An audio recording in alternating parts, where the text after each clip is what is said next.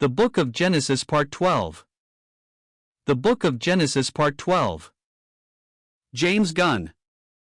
We have considered the consequences of sin in its ruinous results. It would not be proper to leave our subject without examining the consequences through grace of sin in the remedial plan of God.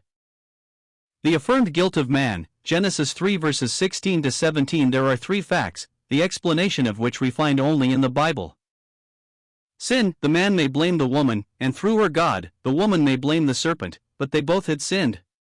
In sin they became conscious of instant spiritual death and were filled with the dread of future physical death. 19. Sorrow, sin penetrates with grief every pleasure man seeks, and sin makes even natural love the origin of travail. The pair must still replenish the earth, but in suffering, the earth must still furnish for them its edible produce, but by sweat and labor. 17 to 18. Shame, sin not only resulted in the feeling of suffering, but also in the sense of shame. The moral shame of a corrupt mind and an alienated heart was greater than the shame of a naked body. 7 to 10. The annulled power of Satan. 14 to 15. In the final triumph of the Messiah with his restored people, the nation shall see and be confounded at all their might. They shall lay their hand upon their mouth, their ears shall be deaf. They shall lick dust like a serpent. Mike 7:16-17. Licking dust is the token of abject humiliation and complete subjugation. The fact that the snake eats dust is an indication of the complete and final overthrow of Satan, for, while he may bruise the heel of the seed of the woman, even Christ, Galatians 3 verse 16, the seed of the woman will bruise his head, a fatal wound. The prophetic vision of Adam, and Adam called his wife's name Eve, because she was the mother of all living. 20.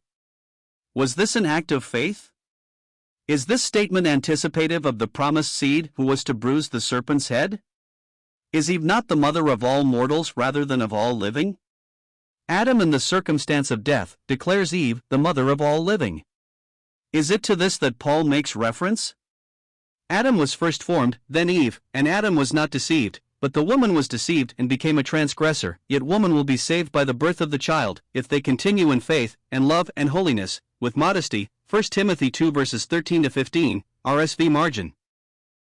The gracious provision of the Lord, unto Adam also and to his wife did the Lord God make coats of skins, and clothed them.